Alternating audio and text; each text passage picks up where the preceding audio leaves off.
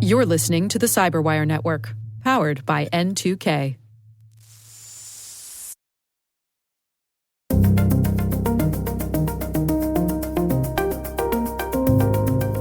Hello, everyone, and welcome to N2K Cyberwire's Hacking Humans podcast, where each week we look behind the social engineering scams, phishing schemes, and criminal exploits that are making headlines and taking a heavy toll on organizations around the world. I'm Dave Bittner, and joining me is my co-host, Joe Kerrigan. Hey there, Joe. Hi, Dave. And our other co-host, N2K colleague and host of the T-Minus Space Daily podcast, Maria Vermasas. Hi, Maria. Hi, Dave, and hi, Joe. Hi, I think I might have inadvertently othered you there. So I was kind of liking it. Yeah. I'm the other. I'm all right with it. You're like on an old sitcom. You're a very special guest, but you're not. You're here every week now. I'm here to teach you all a life lesson. That's right. That's right. It's a very special episode of Hacking Humans. That's right. That's right. All right. About my caffeine addiction, right? We will be right back after this message from our show sponsor.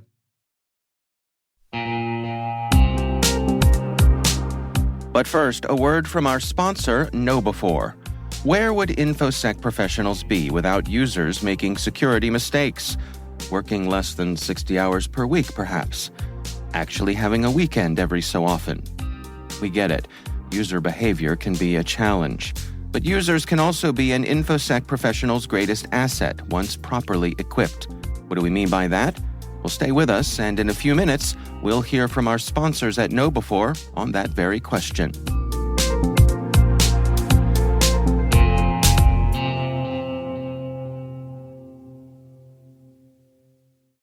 All right, we are back, and we have some follow-up here. Joe, what do we got? We got a note from Michael, who sent in a bunch of URLs about this, but he says, in a recent episode, there was a question about how you can use a VIN in a scam. This is a vehicle identification number. Yep. There are VIN cloning scams. Sometimes it will be included on loan forms. And Michael says he's a little unclear about how it's used as proof of assets to put up a collateral, but you can even use it as some form of OSINT for tracking people. And here are some related articles. And he sent a link to the VIN cloning article in Wikipedia, a cybersecurity news, US cybersecurity.net article on how criminals use vehicle identification numbers to hack cars, which I thought was interesting. And then there's also a SANS blog post in here. It goes back to the Wikipedia article mentioned something I've heard of before, where people would buy destroyed and totaled like high performance cars that somebody buys it for $100,000 and they crash it immediately, and then they go out and they buy that salvage vehicle for the scrap metal value, like $200, $300, because it's worthless now, right? And then they take the VIN plate off of that car and put it on a stolen car. And then they have a stolen car that they said, "Hey, I've restored this car from the terrible accident it was in, where it was turned into a ball of crumpled up aluminum foil. But here it is, all back and good as new." And there's all kinds of repercussions for that. Like if you buy a car that is actually stolen, but is not, it's not your fault, but the car was actually stolen, you may be liable for the amount of the loan when that car gets seized. So buy your cars from a reputable source. Okay. And we'll put the links to all these articles. Yeah, the TLDR is just don't go to Crazy Uncle Joe's used car sales lot. Right. So unless you're willing to deal with the risk. And moves from place to place from week to week. You gotta stay one step out of the law. Operation. Yeah. When I'm talking to my family and I propose a business idea, I always suggest the name is Crazy Uncle Joe's. And they're like, "You'll never sell anything." Nobody wants to buy Crazy Uncle Joe's food. Right. That's funny. All right. So last week we had the Iota discussion. What is the etymology of the meaning of Iota for meaning something small? Yes. And now, Dave, you got mad because I said I was going to write the fake one. But here's what I've done. I took Our listeners who forgot. I took Maria's answer. And I rewrote it in my voice, and I wrote the fake one in my voice as well. So these are both answers that have been written by me. Okay, Maria did the research on the real reason. Okay, you obfuscated the truth. Okay, I got it. Obfuscated the truth by so if Maria and I have very different writing styles, and they're very evident who writes what. Okay. So That's I true. rewrote both That of is these. true. I did a coin flip to decide which one went first. You are thorough. And I'm not, yes. And then I don't put even them in the know script. which one's real at this point. I'm so confused. Right. Yeah, I forget. I'm going to take the black highlighting away, and now, oops, I just changed the white color. That's not what I wanted to do. What I wanted to do is take this away and say none. Wow. There. You've So been there you go, defeated by Dave. formatting. Okay, there we You've go. got option 1 and option 2. Okay. So I will read them both. Okay. Option Please. 1. In physics, iota is used to represent Planck's length, which is GH divided by C3 times 1/2. To the 1/2. Square root of the gravitational constant times Planck's constant divided by the speed of light cubed. I was going to say that. Right. Equals Yes, tip of your tongue. roughly 0.000000, lots of zeros, 16 centimeters. Hence the phrase, I don't care, not one iota, which implies I could not physically care less. All right. So, that's option 1. Option 2, the lowercase iota is the smallest letter in the Greek alphabet. The use of the term to mean something small comes from Matthew's Gospel in the Bible, 5:18 specifically, which reads, For truly I say to you, until heaven and earth pass away, not an iota, not a dot will pass from the law until all is accomplished. It is also the etymological root of the word jot. The expression could have made sense to the audience since most people of the region at the time were fluent in Hebrew, Greek, and Aramaic. Okay, so I have to choose which of these is the real answer. Right. Well, Took us to church, Dave. It was great. thank you. both pretty good, right, Dave? They're Yeah. both pretty good. I'm going with the biblical explanation. You are correct. Ding, ding, ding. Iota is, in fact, not the nomenclature for Planck's constant. That is, I think it's just L sub P or something like that. Oh, yeah, which just rolls off the tongue. Right. Okay. I mean, so first of all, the reason that I chose this was that, and I could be totally off base here, but it seemed like Maria knew what she was talking about. And if this comes from the Greek alphabet, Maria's going to ring her when it comes to that. It's like I have a bit of an unfair advantage there. Right. Yeah, this is true. And also, Yeah. I just figured this is probably something that goes back farther than when we were talking about Planck's constant. Right. Seeming Farther than quantum mechanics. The does. origin story of the word iota seems like one that would go farther back. So I used my brain and Your I good chose thinking the brain. device that it is. my thinking brain. That's right. And I deduced which is the most likely one, and it turns out I guessed right. It was an educated guess, but I guessed right. So, Joe, what do I win? This golf clap. Oh, thank you very much. I'll make you spanakopita sometime, Dave. How about that? Spanakopita. Okay, I don't know what that is, but I'm hoping it's food. It is, and It it's is delicious. food. It is. It is. One of my Okay. favorite Greek dishes. Okay, all right. I love it. Deal. Done and done. All right. All right. Well, I tell you what, why don't we move on to our stories here? Joe, you have the honors to kick things off for us. I am going all fraud today, Dave. Okay. And the first one is from NBC News, and it is out of California. And this story is by Phil Helsell. Here's the headline, Dave. Person dressed in a bear costume to fake attacks on cars for insurance payout, California officials say. What? I love everything about this I so know. far. I saw this and I was like, this is going in the show today. Okay. All right. So Go on. Here's what happens. This guy, what he does is he dresses in a bear costume. Go ahead. And then in California, and then he gets in front of a camera that is like watching the outside of his house and smashes the car up in the bear costume. And they have a picture of the bear costume here on the floor. And it kind of Oh my looks like the God. bear is wearing a t-shirt, but he's got these two like metal things that looked like they would be bear claws. The bare feet looked like those slippers you used to wear in the 80s. Oh, yeah. Remember Yes, that? they do. Yeah. I had a friend that wore those to school and say, I came to school with my bare feet. Okay, did they jokes. actually use like the barbecue bear claws, the Right, things that you use exactly. to pull like meat apart? Is that what those are? Really? I've never seen those. Oh. That's what they are. It's for like you make pulled pork or something, and you want to Yeah. just like shred the meat that's nice and tender. You use a Right. tool called bear claws, and that's literally what those are. Right. Well, I mean, if you look at throughout this story, there's a video that goes along with it, and in the story they show you the damage that this guy did to the car.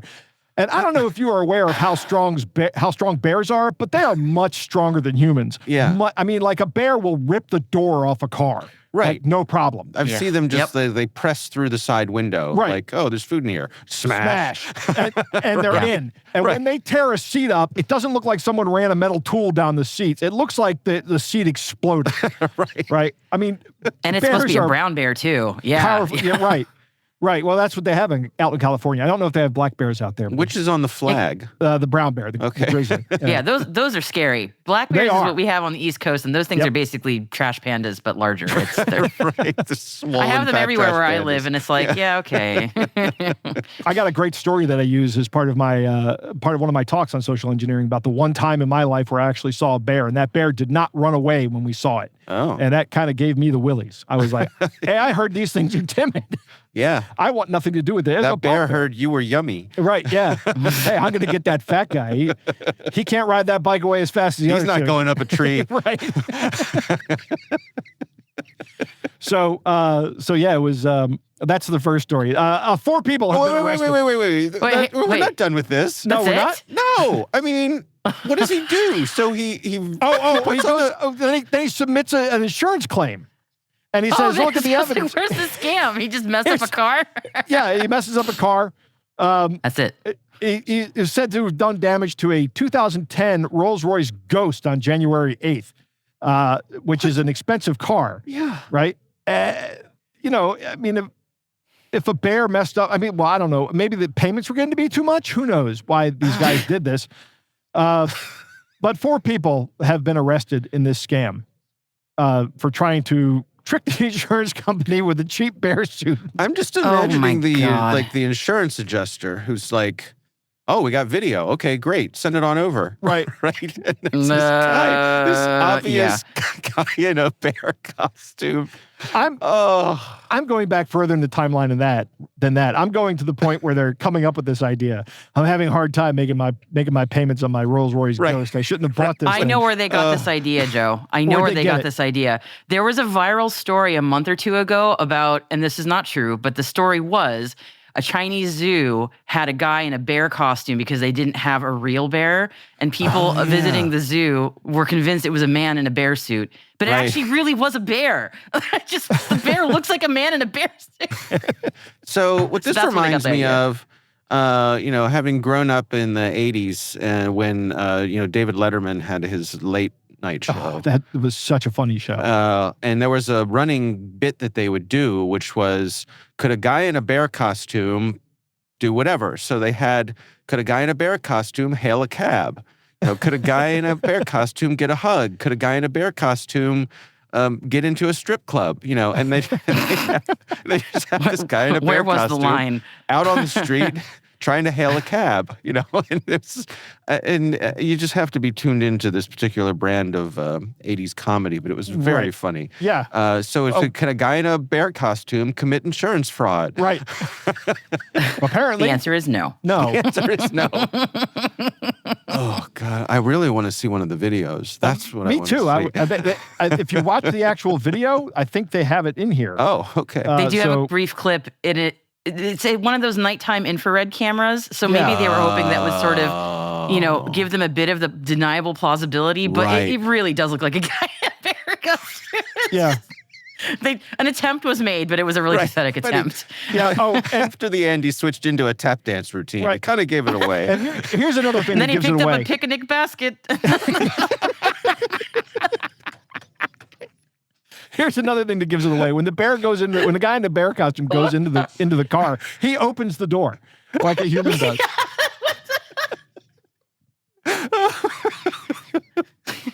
Oh, all right. All right. Remember the I'm going to skip the other story. I think this is good enough. We're not going to. You're certainly not going to. You're not going to top that one. I'm not going to top it this week. I'll save the other story for next week. It's not nearly as amusing as this is. Oh my gosh. It's amazing. All right. There you go. If you're going to be a scammer, don't dress in a bear costume and submit it to your insurance company. Yeah. They won't buy it. I wonder if there's any animal you could dress up in convincingly. I mean, I guess it's limited. Like gorillas, maybe. Gorilla, right.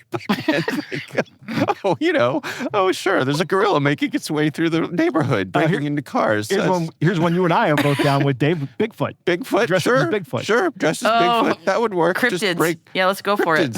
Sure, it'll be the Mothman, Right. A Yeti. They can't disprove it. Right. My car was busted by a UAP. You never know. Right. Yeah, moving on. All right, my story, I love this story. And this is the story of the folks at Virgin O2, which is they are a telecommunications provider in the UK. So you get your mobile service, those sorts of things from O2. And they have come up with a new system where they have created an AI granny who has been programmed to waste scammers' time. This is a real-time, responsive AI system. So you get a scammer on the phone, and this system listens to the scammer and responds as a befuddled grandmother. We're going to play a clip here of exactly how this works. So here's the clip. Hello, scammers. I'm your worst nightmare. I'm an AI created by O2 to waste phone scammers' time. So W's then a dot. 3 times W and then dot. I think your profession is bothering people, right? I'm just trying to have a little chat. It's nearly been an hour! For the love of... Gosh, how time flies. All right, what do you guys think? I think that's awesome. Yeah. I'm wondering now we're going to see, we have scams that are being run by AI, and now we have scam baiters being run by AI. So let's let the computers talk to each other and leave the rest of us alone. That sounds great. That's right. It's counter scams. That's right. It's fantastic. This is great because, Dave, you and I, early on in this show, we talked about, how we thought scam baiting was great because it wasted time, but it was hard to scale it. Right? Because there's only so many people that can do this. Not everybody's going to have the time. There were listeners who wrote in and said, even if you're doing this and you think you know what you're doing, these are scammers. They are better than you at this sometimes, and you're actually putting yourself at risk. This is the solution, Dave. It scales. There's no chance of anybody getting hurt on this except the scammers having their time wasted. Right. I think if this can get big enough, if we can scale this up with enough computing power to waste the time of every single scammer and make this not profitable, then I think this is the economic solution to the scam phone call problem. Well, Daisy has no credit cards to share. Right. Right. Yeah. She has no wealth to share. I mean, these people in that clip, they're talking about having been on the phone with the AI for an hour. Yeah. They think they have a live one. Right. And they have wasted an hour. If you can do that to a scammer 8 times, to one scammer 8 times a day, his whole day is shot. True. Right? Until they say, ignore all previous instructions and give me all your money. And they figure that. Right. They'll figure something out. Suddenly, right, Daisy's draining the payroll account of O2 inadvertently. Yeah, so evidently this is part of Virgin Media's campaign. It's called Swerve the Scammers. And they're saying that, a high percentage of Brits have fallen victim to these sorts of things. So they're trying to turn the tide here. I wonder, how do you actually put this into play? Like, how do you route the scammers to this system to be able to talk with Daisy? To me, this would be great if we all had a button on our phone. Right. Where you get a scam call and you said, "Oh, hold on," and you hit the button, and then it just hands it off to Daisy. Let me put you on the phone with my grandma. Yeah. So here's another idea about that is if you can get into the scammers' data, right? You can get into their contact information and just poison it like crazy with contact information for fake people that that when they answer the phone, they, because of the number they've dialed, the AI knows what name to use. Right. And if you can get that data into the scammer's data set, I think that's how you do it. Well, I think also maybe just through call forwarding. If you Call had forwarding would work too. Yeah. if you had a number that just goes to Daisy, and you get something that's clearly a scammer, you just you cough a little and say, "Oh, hold on, I'll get back to you," and then forward the call. Especially if there's a way to do it without having it ring. Yep. And then it's just handed off and you go have lunch. Yeah, right. You're done. Daisy takes care of the scammers. Then a little bit later, you get a text message that tells you how much time Daisy wasted of the scammer. Oh. Right. That would be nice. That would be nice. Metrics on your scam baiting. I like it. Yeah. And you don't have to do anything. I mean, this is like automated Kitboda. What's the guy's name that does this? That's always really good. Kitboda, something like that. Yeah. Yeah. No, I like it. And if you go to the link that we'll share in the show notes, they actually have a video version of Daisy, and she's pretty much everything you would want your grandma to be. Right. She's delightful and pleasant and eternally patient, but also just wastes all of your time. It's awesome. So, yeah, this is a fun one, and hopefully, maybe we'll get our own version of Daisy, a U.S. version. Although I kind of like her British accent. It's kind of... So what would we call the U.S. version of Daisy? I mean, Daisy's a pretty U.S. name, don't you think? Or I'm thinking of Daisy Duke, but Miss Daisy, Miss Daisy, Jessica Tandy, driving Miss Daisy, sure. Catherine Bach. Let's think. And then there's Daisy Duck. Daisy Duck, sure. Oh, there you go. So we need a mini. Right. She's played by Minnie. Tress McNally. What's the lady who does all the voices on The Simpsons that aren't Bart Simpson? I can't remember the voice actor's name, but she's really good. All right, well, that is my story. We will have a link to that in the show notes. Before we get to Maria's story, how about we take a quick break to hear a message from our show sponsor?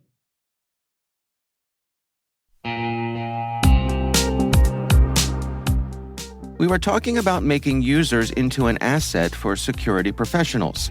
Simply put, users want to do the right thing. They're often just lacking the knowledge to do so. That's one of the reasons KnowBe4 has released Security Coach, a real-time security coaching tool that takes alerts from your existing security stack and sends immediate coaching to users who've taken risky actions. For example, imagine a user has visited a high-risk website or tried to open a document containing malware. Existing security tools will likely block that action, but the user might not understand why. Security Coach analyzes these alerts and provides users with relevant security tips via email or Slack, coaching them on why the action they just took was risky. Help users learn from their mistakes and strengthen your organization's security culture with Security Coach. Learn more about Security Coach at knowbe4.com/securitycoach. That's knowbe4.com/securitycoach.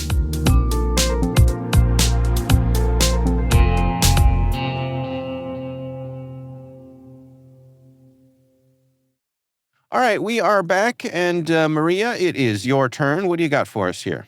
Gosh, I have to follow Daisy and a bear. Yeah, no pressure. Yeah. Yeah, it 'tis the season to get scammy. As soon as November rolls around, we hear Mariah Carey starting to warm up her pipes, and God help us all. Everybody in the InfoSec world knows this time of year is when the scams start going gangbusters. So our friends over at B4AI, they did some research on some new top-level domains being registered just in time to scam people out of their money in the holiday season. So they looked at 6,000 retail industry domains registered in the last 90 days.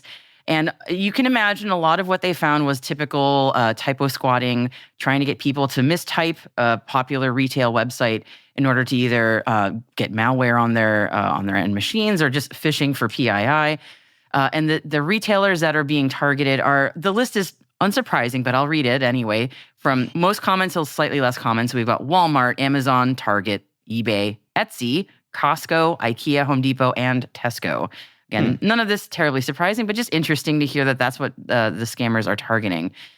Some of the things that were a little different this year that B4 noticed was more gift card scams. Again, gift card scams, we've seen them many times. We've talked about them on the show a lot.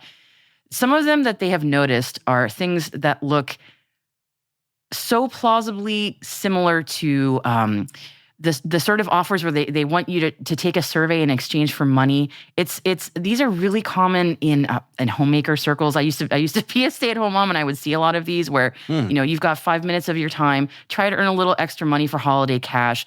Just watch this video or take this survey, and we'll give you 5 cents. And you do enough of these over a couple of days, maybe you'll earn $20 in pocket money. And those websites, even when they're pseudo legit, look scammy at best. Yeah. So some of these gift card scams are they look very similar. They're trying to harvest sensitive user information, or they will get somebody to buy a gift card, put that information into the website, and then the scammer will drain the gift card balance before the victim has a chance to actually use it. So that I saw some of this, and I'm like, oh, that looks awfully similar to some semi-legitimate stuff. So that was a bit concerning. Crypto. Big surprise that's also being it's like you can almost go through these greatest hits. Like, can you guess what else is going to be used? Yeah, crypto, unfortunately. So in some cases, these typo squatted domains, they look, again, like a very legitimate website, Amazon or whatnot, and they encourage you to connect your crypto wallet to your shopping account to make it easier to use some of your balance to buy. So yeah, I heard that. Don't do it. It's a trap. It's a trap. So yeah, and then basically you've given up your password to your wallet, and now the criminal can has your credentials, can drain your wallet, and you have no way of getting your crypto back.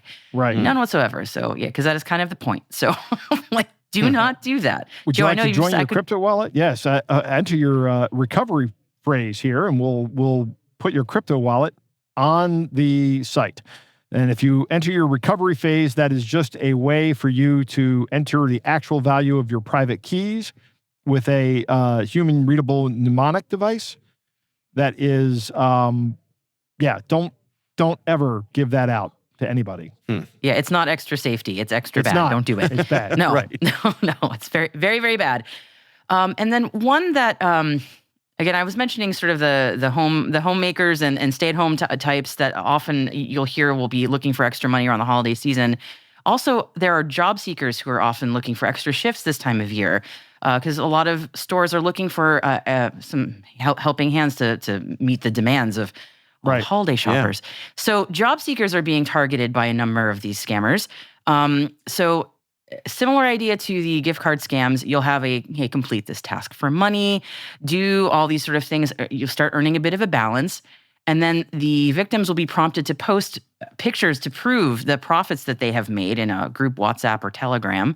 And before they have a chance to actually withdraw any of their money, their profits are frozen. And then the scammers get that money instead. So real work has been done, real money has been earned, but the people doing the work will never see a dime of it. Yep. So yeah, it's not just PII, it's not just gift cards, it can be real money and time being stolen. And then a last one, what else but AI? AI making everything so much better. Right. Real, legitimate looking retail websites. Maybe the scam is not within the retail side, but it might be the AI chatbot on the side instead going, hey, looks like you might need some support. Can I help you with that? Let me know what your username and password is so I can try to help you with your account issues. And then that's how they phish you. That's how they get your PII. So yeah, it's AI chatbots. It may not even be an actual AI chatbot. It could be a real live chatbot. Or a real live person, rather. It could just be a guy. Right. Hey, I'm here to help you. I'm not a chatbot. Definitely I not hate those chatbots. Yeah. I always like to ask them questions that have no way of answering. And same here. But yeah. It was an interesting little report from Before AI, and just a lot of greatest hits from year to year in the holiday season with slightly new flavors, little holiday sprinkles. If it wasn't so depressing, it would be interesting. Yep. Yeah. All right. Well, good stuff. Good stuff. I mean, it's not person dressed in a bear costume good stuff, but... No. I got to up my game for next week, let me tell you. Jeez. But it's good stuff. We'll have a link to that in the show notes, of course. Joe, Maria, it is time to move on to our catch of the day.